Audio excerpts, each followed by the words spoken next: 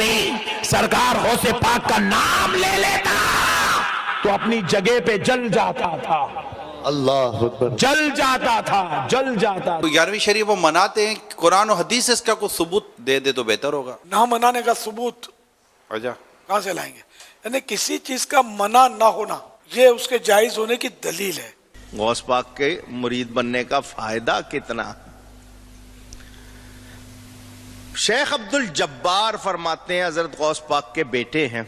कितनी औलाद थी गौस पाक की? माशाअल्लाह 49। कितनी?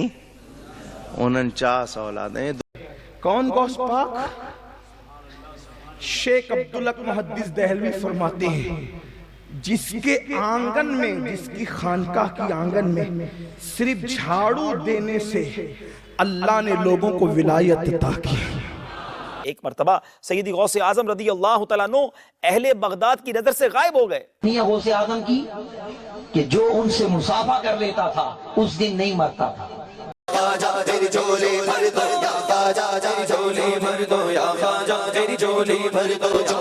गौस पाक का हाल ये था कि गौसे पाक का नाम कोई बेवजू लेता था तो वो मर जाता था, कि बेवजू का नाम कोई ले नहीं सकता था। लेकिन रसूल पाक ने फरमाया अब्दुल कादिर मेरी उम्मत पे रहम करो, लोग इस तरह से नुकसान उठाएं। कहा ठीक है कि अब नहीं मरेगा। गौसे आजम का अकीदा वही था जो अहले सुन्नत व जमात का अकीदा था। हर बुजुर्ग शरीयत की पाबंदी और अकायद की बुनियाद पर पहचाना जाता है। तुम जिस पीर को सबसे ज्यादा मानते हो वह अहले हदीस था, अब्दुल कादिर जिलानी। पढ़िए गुनियतुत तालिबीन, सीने पर नियत बांधते थे। पढ़िए उनकी किताब, सूरह फातिहा पढ़ते थे। पढ़िए उनकी किताब, जनाजे की नमाज में भी वो सूरह फातिहा पढ़ते थे। पढ़िए उनकी किताब, वो रफुल यदैन करते थे। पढ़िए उनकी किताब, वो जोर से आमीन बोलते थे।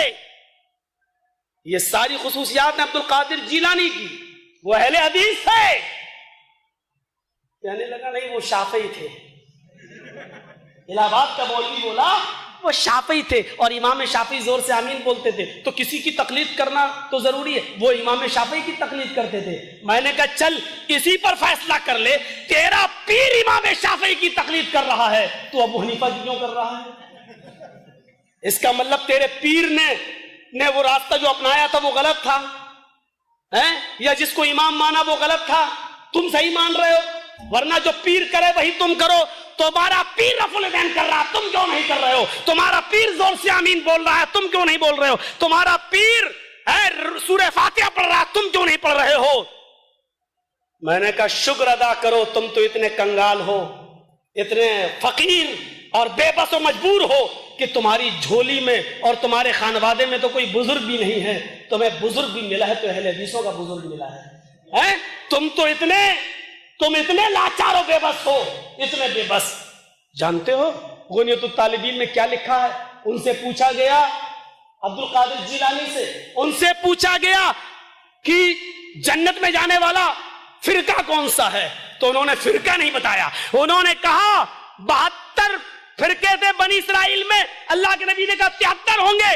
उन्होंने कहा 72 जहन्नमी, एक जन्नती, एक जन्नती। पूछा गया अब्दुल कादिर जिलानी से जन्नती कौन? उन्होंने कहा हुम अस्हाबुल हदीस, जन्नत में जाने वाले अहले हदीस होंगे। क्या कहा था उन्होंने? अहले हदीस होंगे। अब उनसे पूछा गया अच्छा ये बताओ बिदाती की पहचान क्या है? उन्होंने कहा बिदातियों की बहुत पहचान है, बिदाती की बहुत पहचान है। तो कहा कि एक पहचान बता दो। उन्होंने कहा बिदाती की सबसे बड़ी पहचान ये होगी कि वो अहले हदीस को देखकर जलता होगा। पहचान भी क्या बताई गुनियतुत तालिबीन में अब्दुल कादिर जिलानी ने कि बिदातियों की बहुत सी पहचान है। कहा एक बता दो। कहा सबसे बड़ी पहचान ये होगी कि वो अहले हदीस को देखकर जलता होगा। ईमानदारी के साथ बताइए मेरे भाइयों, आज अहले हदीसों को देखकर कौन जलता है?